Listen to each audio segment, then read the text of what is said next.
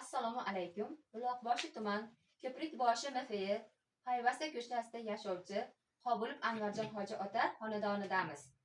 Anvarjon ota yosh avlodni ma'naviy kamoloti yo'lida xayrli ishga qo'l urib, shaxsiy kutubxona tashkil qilgan.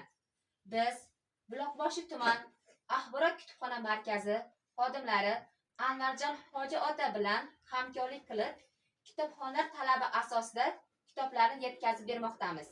Hozir Anvarjon hoji otaga so'zni bersam, marhamat. Bizi otamiz ulug' va tovush qatnashchisi bo'lganligi uchun dadalarimiz kitob ko'p o'qishni yaxshi ko'radilar. Bizga ham kitoblarni ko'p sovg'a qiladilar. Akalar, opalar bilan birgalikda oilaviy kutubxona tashkil qildik. Undan so'ng 2013-yilda kutubxonamizga ko'p a'zolar, xonadon qo'shnilarimiz, farzandlari chiqqandan keyin xalq kutubxonasiga aylanib qoldi.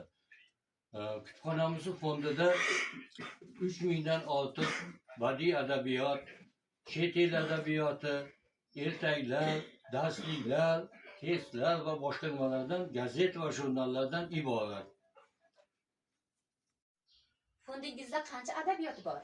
Fondimizda hozir kutubxonamizda 3000 dan ortiq badiiy kitob, darsliklar, ertaklar bor.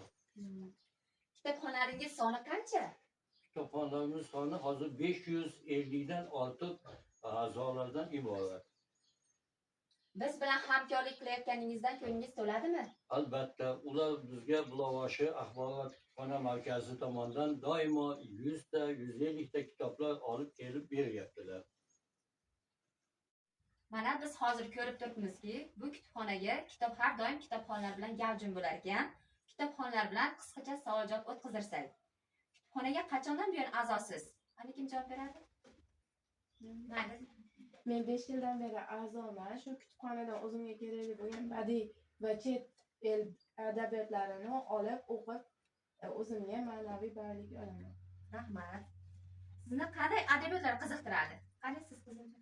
Chet el, o'zbek adabiyotlari qiziqtiradi. Bulardan Jules Verne, 15 yoshli kapitan kelgan Sherlock Holmesning asarlarini yozgan odamlar o'shalarni o'qiydi.